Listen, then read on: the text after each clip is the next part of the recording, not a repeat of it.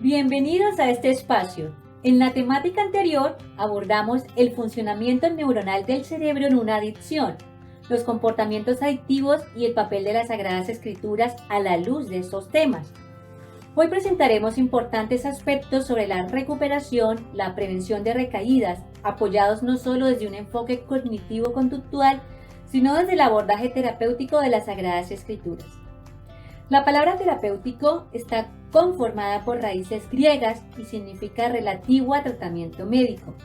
Sus componentes léxicos son terapeuin, que significa cuidar, atender, aliviar, más el sufijo tico, relativo a otras raíces griegas, terapia y también terapeuta. En los proverbios encontramos una serie de consejos e instrucciones que si se toman como de una prescripción médica se tratara, no solo ejercerían efectos preventivos, sino curativos a nivel emocional, espiritual, físico y social. Hoy sabemos que la salud física depende en gran medida de la salud espiritual. Al respecto, Proverbios capítulo 3, 1, 3, 5 y 8 nos dicen: Hijo mío, no te olvides de mi ley, y tu corazón guarde mis mandamientos, porque largura de días y años y vida de paz se aumentarán. Átalas a tu cuello, escríbelas a la tabla de tu corazón. Fíate de Jehová de todo tu corazón y no te apoyes en tu propia prudencia. Reconócelo en todos tus caminos y Él enderezará tus veredas. No seas sabio en tu propia opinión. Teme a Jehová y apártate del mal. ¿Por qué? Porque será medicina para tu cuerpo y refrigerio para todos tus huesos. Ahora bien, ¿cómo hacer encajar estos sabios consejos cuando lo que estamos tratando son temáticas relacionadas con personas con trastornos por consumo de sustancias y comportamientos adictivos?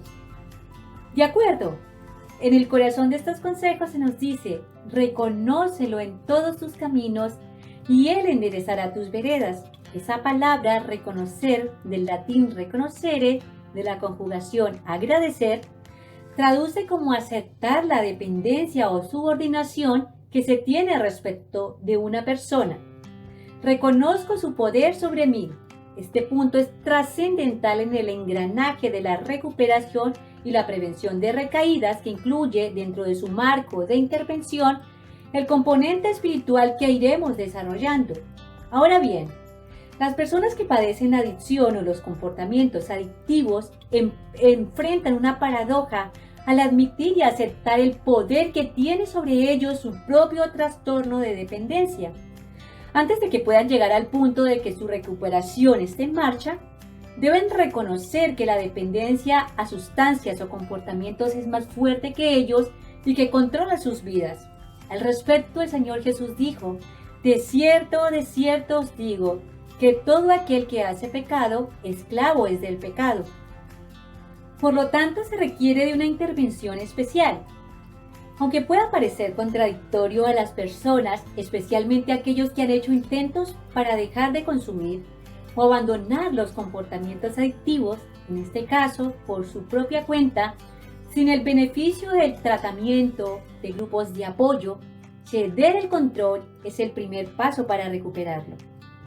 En este caso diríamos: ceder el control es referente a aceptar la dependencia ya no de las sustancias químicas, ni de los comportamientos, objetos, actitudes, hábitos, sino del reconocimiento no solo de una ayuda espiritual, tal como lo plantean diferentes modelos de intervención, especialmente en estos casos, sino directamente del reconocimiento de Jesús, que diseñó las leyes de la naturaleza, incluidas las leyes tocantes a la salud humana y el poder terapéutico de las Escrituras en la vida de los seres humanos. Entonces, el primer paso para iniciar el tratamiento de recuperación temprana requiere ceder el control y, a su vez, aceptar el fracaso humano. Es la primera de las victorias y la coherencia empieza con el perdón, con la comprensión de lo que uno mismo ha hecho, sin saber o sin querer haber llegado tan lejos. Porque ninguna persona que experimenta el consumo de sustancias químicas o en el caso de los comportamientos adictivos se vislumbró jamás con llegar a un estado crónico y verse a sí mismo y sentirse satisfecho. Esto es paralelo a la vida espiritual. Debemos aceptar que hemos fracasado, que somos pecadores, necesitados. Por eso Jesús nos dice, si alguno quiere venir en pos de mí, esto es, si alguno quiere venir conmigo, no está obligando a nadie. Debe ser una decisión voluntaria, porque hemos reconocido en nuestro corazón el sacrificio de su amor para reconciliarnos con Dios como fuente de perdón, sanación y restauración. Por lo tanto nos dice 1 Corintios 5:17, de modo que si alguno está en Cristo, nueva criatura es. Las cosas viejas pasaron y he aquí todas son hechas nuevas. Seguir al Maestro implica aceptar que estamos enfermos y que para recuperarnos necesitamos su ayuda. ¿Cómo se consigue esta ayuda? Necesitamos nacer del Espíritu, negarnos a nosotros mismos. Cualquier tipo de interés personal, nuestros deseos más profundos que estén arraigados en el interior de nuestro propio inconsciente humano. Ahora, el segundo paso requiere que reconozcamos que nuestros sentidos están despiertos a la amistad y la comunión con lo terreno. Estamos habituados, moldeados, saturados por una sociedad de consumo. Nos hemos amistado y familiarizado de tal manera que nuestro afecto espiritual hacia Dios se ha convertido en una carga. Por ello supone que la vida espiritual es algo muy seco, muy aburrido. Cuesta gozar de la presencia de Dios y de la oración, de participar de un modelo de vida que dignifique al ser humano y a su vez lo capacite para impactar el medio que le rodea. A través de estos pasos buscamos crear un escenario donde mediante la intervención terapéutica de las escrituras y el enfoque cognitivo-conductual se produzca el milagro de despertar la naturaleza espiritual de la población tratante, puesto que por los efectos de las sustancias químicas y los comportamientos generados por los comportamientos adictivos, la naturaleza espiritual necesita ser despertada y cultivada. Pero para conseguirlo y desarrollar ese lado espiritual de la naturaleza humana, es necesario que los apetitos no sean alimentados, porque los apetitos de la carne, dice el apóstol Pablo, son enemistad con el espíritu, y no hay armonía, sino oposición, rebelión entre los afectos terrenos y los celestiales. Digo pues, dijo Pablo, andad en el espíritu y no satisfagáis los deseos de la carne, porque los deseos de la carne son contra el espíritu, y el espíritu es contra la carne, y estos se oponen entre sí para que no hagáis lo que quisieres. Gálatas 5, 16 al 17. El apóstol Pablo nos habla de la abnegación, del esfuerzo, de ese compromiso y la responsabilidad que estamos llamados a desarrollar, ¿sí?, para cuidar el regalo de la libertad que nos ha sido otorgado por Dios. En los tratamientos de recuperación se suele utilizar la metáfora de la lucha entre el cerebro racional y el cerebro adicto, como una forma de hablar sobre la recuperación. Estos términos no corresponden con las regiones fisiológicas del cerebro, pero dan a los usuarios la oportunidad de conceptualizar la lucha que existe entre ese deseo de mantenerse en recuperación y el deseo de consumir estimulantes nuevamente. En la fase de deshabituación, que es la segunda fase del proceso, se conoce también como la fase de desastre. ¿Por qué?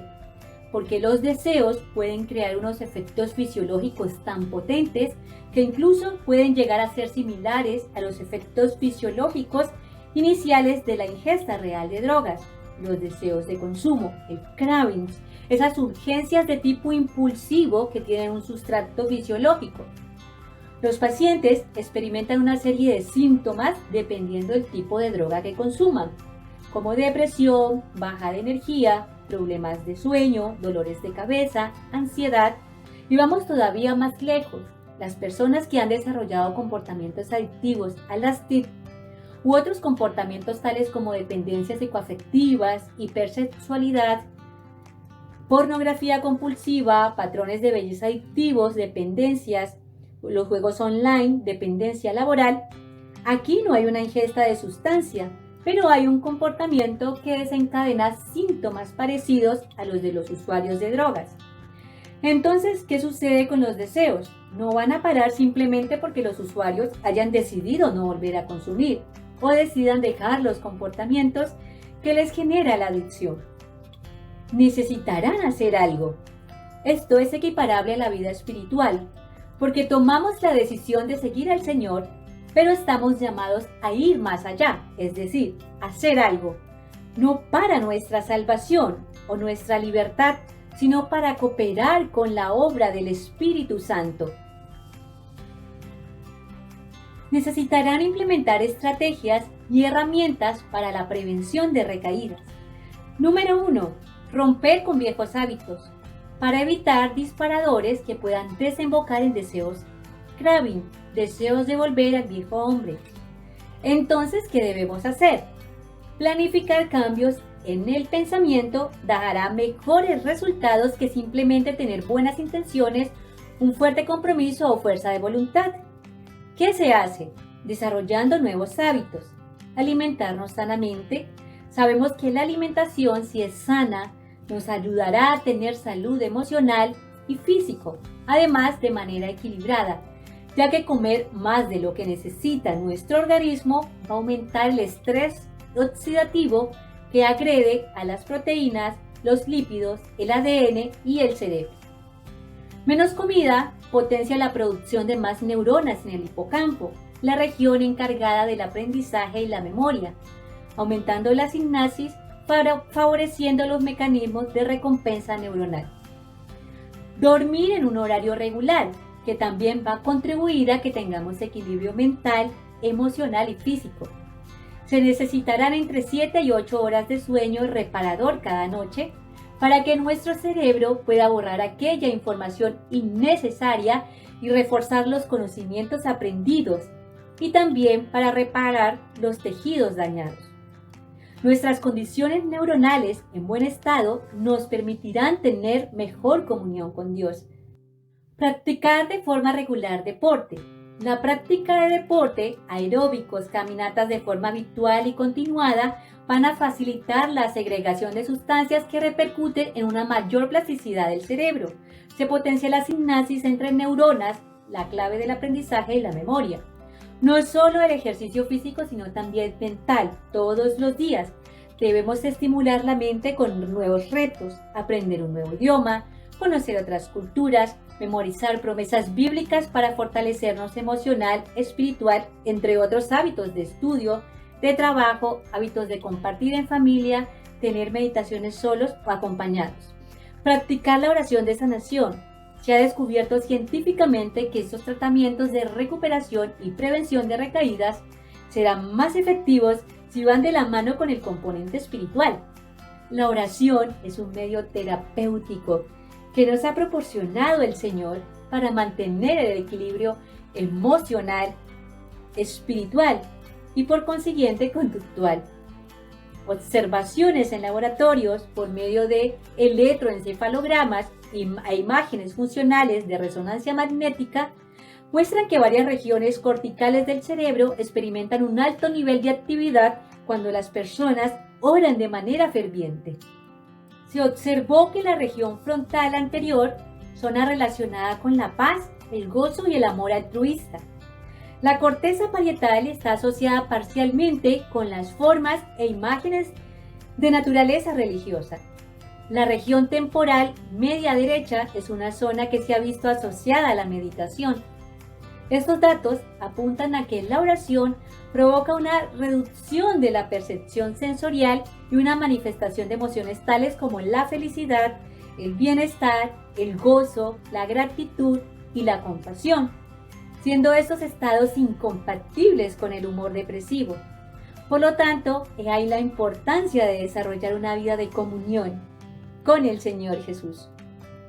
Cambiar nuestra conducta. Número 2. Para evitar disparar el deseo, los usuarios de drogas están llamados a eliminar la parafernalia relacionada con el consumo de sustancias, es decir, deshacerse de todo lo relacionado con su vida de consumo, objetos, música, indumentaria, gestos, vocabularios, incluso el contexto de amigos, reemplazándolos de tal modo que no recordemos la vida pasada. Asimismo, debemos hacer en nuestro caminar con Cristo, deshacernos de nuestra parafernalia, incluido cambio de contexto, entre otros, todo aquello que logremos identificar que no facilita nuestro desarrollo y crecimiento espiritual, emocional y social. Identificar y clasificar los disparadores externos. Los disparadores externos son cosas relacionadas con el estilo de vida y con las decisiones que tomamos y que están dentro de tu control. Son cosas que se pueden cambiar. ¿Y cómo lo haríamos?